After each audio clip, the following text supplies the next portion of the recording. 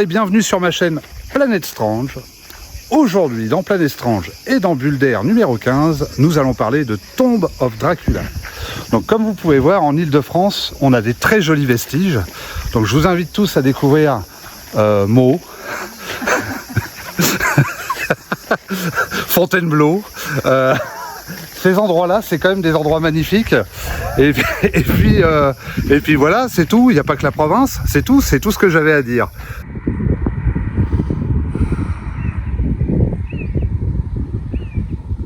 Hein? J'ai une proportion à l'exagération.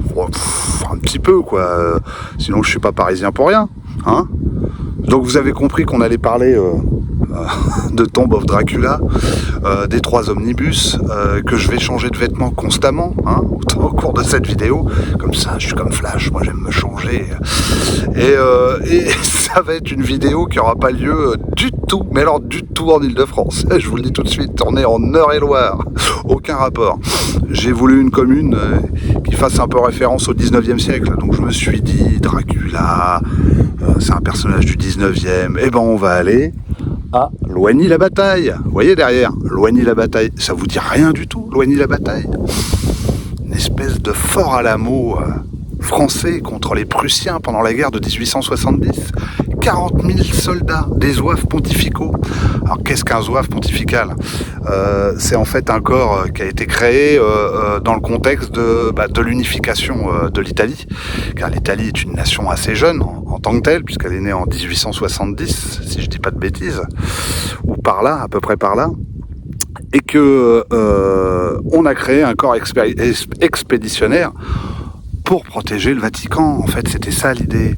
Donc, c'est que des soldats volontaires, aussi bien français, belges que néerlandais, qui ont fondé ce régiment et qui vont participer à un conflit majeur de l'histoire de France, qui est la guerre de 1870, l'encerclement autour de l'Île-de-France. Et cette ville a eu une bataille terrible, une bataille vraiment très très proche de Fort-Alamo, où 40 000 soldats ont affronté à peu près l'équivalent de soldats allemands dans ce petit village d'Eure-et-Loire. Donc moi je vais vous faire visiter un peu le village, mais vous n'aurez que peu de commentaires, étant donné qu'on est quand même dans un lieu aussi de mémoire. Il y a un monument aux morts dédié, et il y a un musée. Il y a un musée dédié à la guerre de 1870, c'est quand même extraordinaire. On n'a pas souvent ça quand même. On a plutôt des musées sur la Première Guerre mondiale ou la Seconde Guerre mondiale, mais pas sur celle de 1870. Donc je vais essayer de vous faire profiter de ça. Et puis évidemment, je vais aussi parler de Tomb of Dracula et de ces 3 omnibus et vous dire ce que j'en pense, évidemment. Hein? Donc on continue. Panini Comics a édité 3 volumes d'omnibus de Tomb of Dracula. Donc, dans le volume 1, vous avez Tomb of Dracula de 1 à 31, Werewolf by Night 15, pour un crossover, Giant Size Shailer 1, Giant Size Dracula de 2 à 4, et l'équipe artistique, c'est Marv Wolfman, Gene Colan, Tom Palmer, dans les grandes lignes, parce qu'il y a aussi d'autres artistes pour les Giant Size. Dans le volume 2, même équipe artistique, hein, vous avez Tomb of Dracula, donc la suite 32 à 70, Giant Size Dracula 5 et Doctor Strange 14 pour un crossover entre les 2 séries avec les mêmes équipes artistiques. Donc le volume 2 clôture l'intégralité de la série, et entre le volume 1 et 2, vous avez la totalité. Dans le volume 3, c'est un volume un peu différent, donc avec des comics books qui s'adressent plus à des adultes, en noir et blanc, avec plus de violence, peut-être aussi plus de sexualisation. Donc vous avez Tomb of Dracula, la série de 1979, de 1 à 6, Dracula Live, série de 1973, de 1 à 13, Legion of Monsters 1, Savage Sword of Conan, partie 2, hein, évidemment, 26, il n'y a pas du tout un épisode avec Conan dans celui-là. Et Frankenstein Monster de 7 à 9. Les équipes artistiques sont nombreuses et légion dans ce volume 3, parce qu'on a quand même quelques noms, voire un pot pourri des meilleurs artistes de chez Marvel. Donc au dessin, on garde toujours Gene Colan, il n'y a pas de raison. Mais vous avez aussi Steve Ditko, Frank Robbins, Bill Sienkiewicz, Alan Weiss, Rick Buckler, Neil Adams, Jim Starlin, Mike Ploug, Pablo Marcos, Alfredo Alcala, Tom Sutton, George Tuska, Dick Giordano, John Buscema, etc., etc., etc. Je vous les ai pas tous cités, mais c'était pour que vous ayez une idée là-dessus.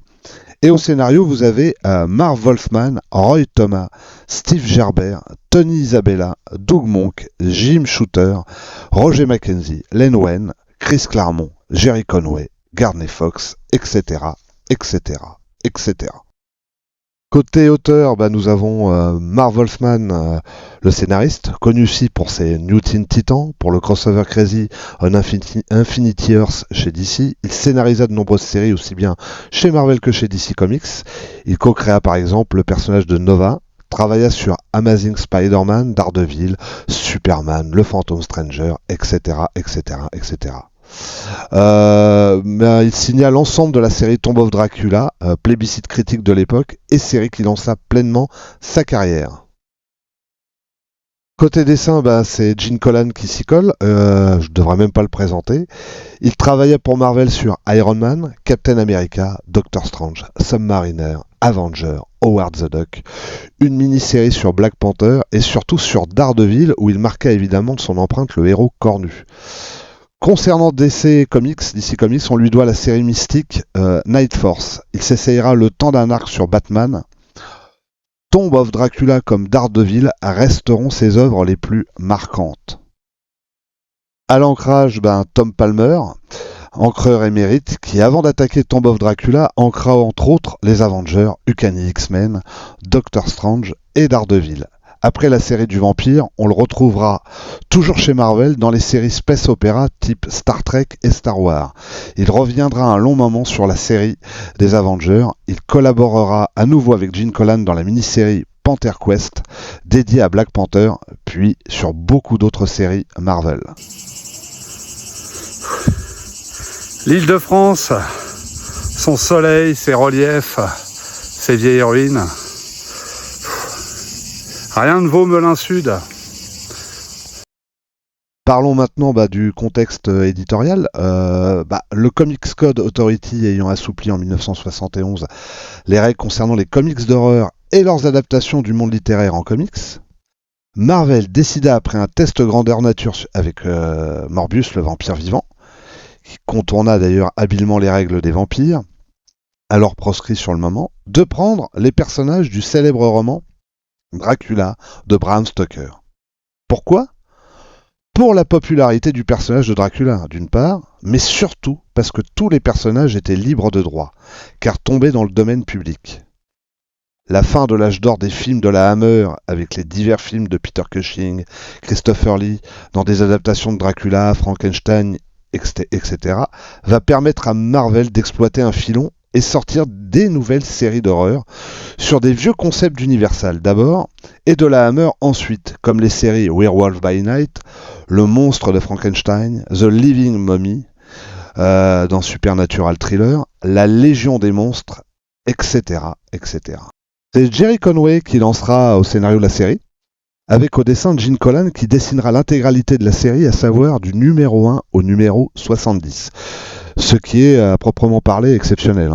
Quant à Marv Wolfman, il récupérera la série à partir du numéro 7.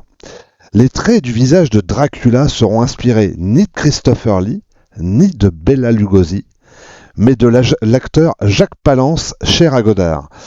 La même année que la sortie de Tomb of Dracula, une production télévisée avec Jacques Palance dans le rôle de Dracula fut diffusée. Heureux hasard ou douce influence, difficile de répondre. L'histoire raconte de Tomb of Dracula le retour et la traque de Dracula par des chasseurs de vampires dans le contexte des années 70. Des différentes menaces tout aussi dangereuses, voire pires que lui, auxquelles il devra faire face. Si la série reste plutôt classique des histoires de vampires dans son premier arc, elle va petit à petit faire de Dracula le héros de sa propre série. En effet, jamais à ce moment-là, un vilain ou un super vilain n'avait eu une série qui dura aussi longtemps. Et l'écriture du personnage va mettre petit à petit en arrière-plan les héros qui traquent Dracula pour faire du Seigneur des Vampires le véritable héros de sa propre série. La fascination du lectorat autour d'un personnage qui agresse tue très souvent des femmes pour ensuite nous montrer un visage parfois noble, parfois tyrannique, souvent héroïque, nous trouble par ses contradictions. Que dirait la société d'aujourd'hui face à une série comme Tomb of Dracula? Un agresseur? Un tueur? Voire une métaphore du viol? Hissé au rang de héros de comics? C'est ce côté subversif, cette absence de morale, qui fait aussi de cette série un petit chef-d'œuvre des années 70, couplé avec le travail de Gene Colan et de Tom Palmer sur des dessins dantesques qui nous entraînent dans une ambiance horrifique de haute volée. L'action, les visages très réalistes des personnages, le sentiment d'être face à une œuvre gothique, la manière caricaturale de dépeindre les pays européens vivant comme au XIXe siècle, bref, les deux artistes s'éclatent littéralement avec cette série. La première moitié développe une batterie de personnages, un récit sous forme de road comics. La dernière partie développe plus un récit politique, de lutte de pouvoir et d'intrigue et de sous-intrigue, de trahison, qui nous fait dire qu'il y a pire que Dracula dans cet univers, et que plus que jamais, le destin de l'humanité est entre les griffes du conte vampire, en bien comme en mal. Dans les personnages qui enrichissent cet univers, on retrouve des figures proches des personnages secondaires du roman de Bram Stoker, comme le docteur Quincy Harker, fils de Jonathan et Mina Harker, coincé dans un fauteuil roulant qui cache des pièges, des gadgets et qui est accompagné d'un chien de défense redoutable. Vous avez aussi le docteur Rachel Van Helsing, petite fille du célèbre chasseur de vampires, qui aime manier l'arbalète. Puis il y a les autres. Frank Drake, descendant de Dracula et allié de Quincy Harker et Rachel Van Helsing. C'est d'abord par lui que nous suivons cette histoire. Vous avez aussi Taj Nital, un chasseur de vampires hindou, possédant une taille et une force colossales, allié de Quincy Harker et de Rachel Van Helsing, et qui aura un destin assez difficile. Vous avez, alors là, une grande célébrité, Blade, le célèbre chasseur de vampires, mi-humain, mi-vampire. Et oui, il apparaît pour la première fois dans la série. Donc voilà, vous avez Hannibal King, mon préféré, un détective chasseur de vampires, qui est un vampire récalcitrant. Il se nourrit que par le biais des banques de sang et ne fait aucune victime. Ce qui soulève la question de pourquoi les autres vampires ne répriment pas leurs pulsions comme Hannibal King. C'est donc possible. Vous avez Harold H. Harold, un geek écrivain spécialiste dans ce qui concerne la magie noire, les sectes sataniques, les vampires et les monstres divers. Vous avez aussi les autres ennemis de Dracula. Et là, il y en a. Vous avez Lilith, la fille de Dracula, qui est immortelle, à un point que le seul moyen de la détruire est que son père meure. Elle a le pouvoir de se réincarner dans le corps de différentes femmes. Vous avez le Dr. Son, un savant fou, qui veut obtenir le pouvoir de Dracula, connu par les lecteurs de Nova, des éditions Lug, et aussi de la série Nova, ainsi que des Fantastic Four. Il prendra l'apparence de Herbie le robot dans la série des Fantastic Four. Vous avez Anton Lupesky, un prêtre satanique qui manipula Dracula en lui faisant croire qu'il était Satan. Vous avez Deacon Frost, le vampire responsable de la mort de la mère de Blade et de la vampirisation de Hannibal King. Vous avez Domini, membre du culte de Anton Lupesky et épouse de Dracula. Vous avez Janus, fils de Dracula et Domini, il est possédé par un ange. Vous avez Varnae, le premier vampire. Vous avez Nimrod, un vampire vassal de Varnae. Dracula a aussi, pendant la série, des interactions avec d'autres personnages Marvel, en dehors des omnibus. Il a croisé la route de Spider-Man, il croisa à 2 reprises celle des X-Men, mais dans les 3 omnibus, il rencontra Werewolf by Night, le monstre de Frankenstein, Frère Vaudou, Hellstrom, le fils de Satan, Doctor Strange dans un magnifique crossover unifié par la même équipe artistique, et le Silver Surfer. Enfin, pour ma part, je considère cette série d'un point de vue artistique comme la meilleure série Marvel des années 70. Par son ton, ses dessins, et pour comprendre peut-être mieux le personnage, je vous renvoie à Tomb of Dracula 69. Une croix pour un vampire. Dracula est traqué par ses congénères pour une histoire de lutte de pouvoir et demande refuge à des enfants dans une maison isolée en pleine tempête et en pleine nuit. Les enfants vont commettre l'erreur de l'inviter à rentrer. Usage nécessaire aux vampires pour pouvoir rentrer dans une maison. Alors que la tension est palpable, les enfants veulent lui offrir un bol de soupe, ce qu'il rejette violemment. Mais l'un des enfants a une croix autour du cou, ce qui révulse le vampire. Au même moment, la horde de vampires encercle la maison. Dracula empêche les enfants de les inviter, car il sait que sinon, cela va être un massacre.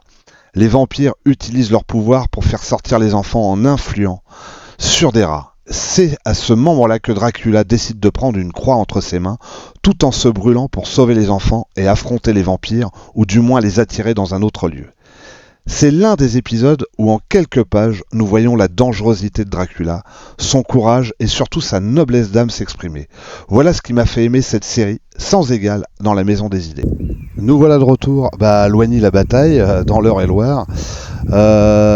Et ben voilà, donc pour commencer, je vais peut-être vous remettre un peu un contexte historique. La guerre de 1870, c'est au cours des années 1860, la Prusse du chancelier Bismarck et du roi Guillaume devient l'une des principales puissances du continent européen. Bismarck porte un projet politique clair, réaliser l'unification allemande autour de la couronne de Prusse. Pour cela, il souhaite provoquer une guerre contre la France afin de rallier l'ensemble des États allemands. La guerre éclate le 19 juillet 1870. En seulement 6 semaines, l'armée de Napoléon III, mal préparée, est anéantie. Le 2 septembre, Napoléon III est capturé lors de la bataille de Sedan. C'est la fin du Deuxième Empire, enfin du Second Empire. La nouvelle du désastre de Sedan arrive à Paris. Les républicains profitent de la vacance du pouvoir. Napoléon III est déchu et la République est proclamée le 4 septembre au balcon de l'Hôtel de Ville de Paris. Aussitôt, un gouvernement de la défense nationale est formé et décide de poursuivre la guerre. L'état-major prussien ordonne le blocus de Paris. Les armées prussiennes et leurs alliés déferlent sur le nord. Partout en province, des armées se forment pour libérer Paris. Au sud d'Orléans, Gambetta crée l'armée de la Loire. Après quelques succès encourageants, l'armée se dirige vers Paris et s'arrête le soir du 1er décembre 1870, près d'un petit village bosseron, Loigny. Donc, Loigny-la-Bataille où nous sommes aujourd'hui. La bataille de Loigny. Le matin du 2 décembre 1870, les troupes françaises se lancent à l'assaut des positions prussiennes. Malgré leur vaillance, les combattants français sont repoussés à la fin de la matinée. Un petit groupe de soldats français, dirigé par le commandant Fouchier, reçoit l'ordre de se réfugier dans le cimetière de Loigny pour retarder l'avancée prussienne. En début d'après-midi, le 17e corps du général de Sony apparaît sur le champ de bataille. Le général fait déployer son artillerie. Pour la première fois de la journée, les canons français répondent aux Prussiens.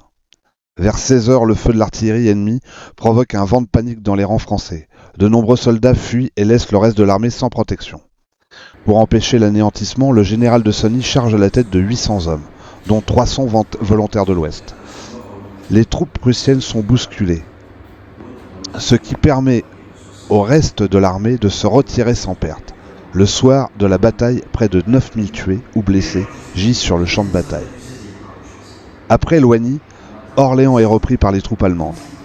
Dans tout le pays, les armées républicaines sont défaites. Au Mans pour l'armée de la Loire, à Saint-Quentin pour l'armée du Nord, à l'Est, l'armée du Bourbaki est contrainte de fuir vers la Suisse où elle est internée. Le 21 janvier, l'Empire allemand est proclamé dans la Galerie des Glaces de Versailles. Le 28 janvier 1871, l'armistice est signé. Le 10 mai, le traité de Francfort règle la fin du conflit. L'Alsace et la Moselle sont annexées et la France doit régler une amende de 5 milliards de francs or. En gage de paiement, plusieurs départements français sont occupés par les troupes allemandes. L'esprit de revanche, en France, la perte de l'Alsace-Lorraine et la frustration de la défaite font naître un profond sentiment revanchiste et anti-germaniste.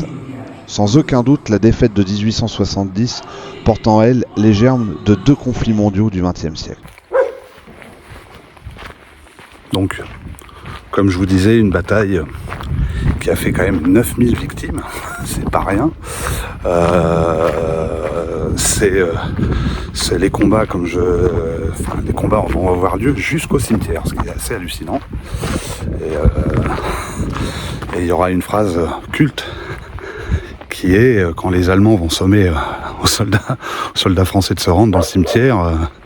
C'est la phrase culte, c'est quand on est au cimetière, on y reste. C'est la réponse que les Français donneront à l'armée allemande. Ça vous donne un peu l'ambiance, une ambiance plutôt délétère. Voilà. Alors là, on est devant l'entrée du musée, hein. Donc je vais pas beaucoup parler, je vais laisser les images défiler. Sachez que dans l'église, il y a un ossuaire avec tous les squelettes des soldats morts. Voilà, donc c'est l'instant mémoire.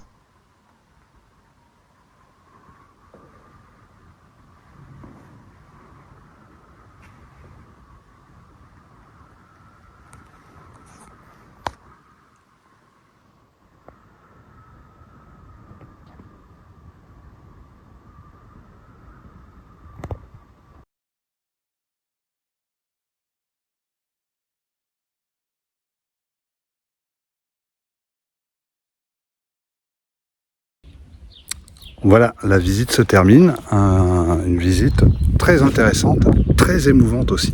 Je ressors un peu touché par ce que j'ai appris. En fait, c'est une partie de l'histoire que j'ignorais un petit peu sur la guerre de 1870, où elle avait eu lieu et où il y avait eu des combats, les combats les plus violents. Et je découvre que finalement, c'est tout autour de chez moi que ça a vraiment cartonné. Entre Versailles, Arpajon, Chartres, Orléans, et puis Artenay et ainsi de suite. C'est incroyable de voir ça. Il y a un passage que je vous ai pas filmé parce que ça, voilà, c'était pas le but. C'est un passage d'ossuaire. Il y a des histoires aussi très touchantes, très perturbantes, puisqu'on est à une époque où il y a une garde nationale, où les préfets ordonnent aux maires d'organiser les gardes nationales. Alors je ne sais pas si vous connaissez le principe d'une garde nationale. C'est comme aux États-Unis. C'est donc les villageois eux-mêmes qui deviennent des soldats et qui sont entraînés, équipés par la mairie. Enfin, la mairie fait le lien. Ce qui veut dire que c'est des soldats, des corps de soldats qui se connaissent entre eux. Même des gens de la même famille parfois. Et donc il y a des histoires vraiment très perturbantes sur cette bataille. Alors ce qui s'est passé ici, c'est qu'en fait, ce que j'en ai compris, c'est qu'ils sont un peu sacrifiés pour ralentir l'armée prussienne et pour sauver le plus gros du corps de l'armée. Voilà. Si vous avez l'occasion de venir ici, c'est vrai que c'est la Beauce, c'est pas toujours le truc qu'on visite, mais si vous habitez pas trop loin, moi je vous invite à venir voir ce musée. Ça va vous plaire, je pense. Il y a beaucoup de pièces, beaucoup de choses. J'ai filmé quelques salles et quelques pièces pour que vous ayez une idée un peu générale. Bon voilà quoi, donc c'est un bulle d'air qui se termine. J'espère que cette visite vous a plu, que ce bulle d'air vous a plu. Moi, si ça vous a plu, un petit pouce bleu. Si ça vous a pas plu, un petit pouce moins bien. Partagez, mettez un commentaire. J'adore quand vous mettez des commentaires. Très sincèrement, j'adore. Et voilà quoi. Et puis à une prochaine émission. Je vous embrasse tous. Allez, bisous.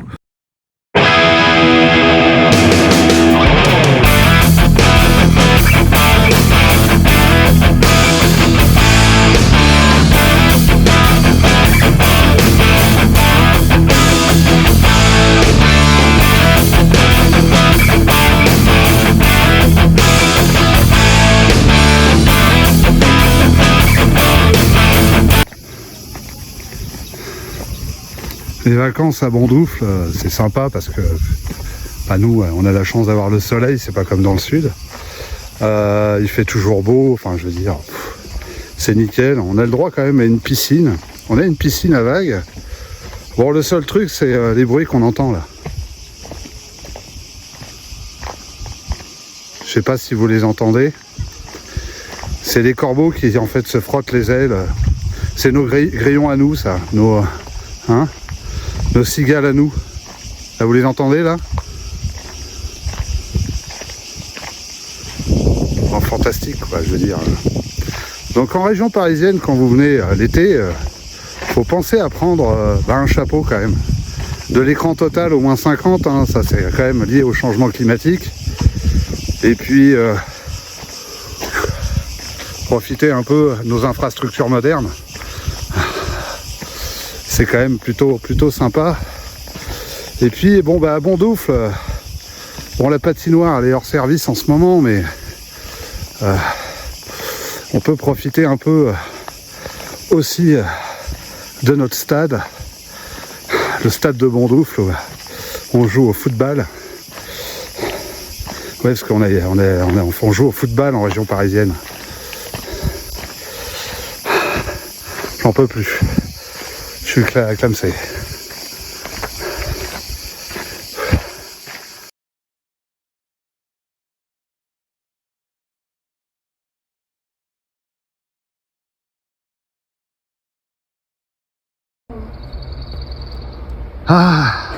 En Île-de-France, on a la chance d'avoir la région de Fontainebleau. Donc si vous venez chez nous, vous pourrez voir ces magnifiques sites qu'on appelle les cailloux, où on a construit des maisonnettes dessus. C'est assez joli. Voilà quoi. Donc on n'a pas besoin des autres pour exister. Alors bisous à tous.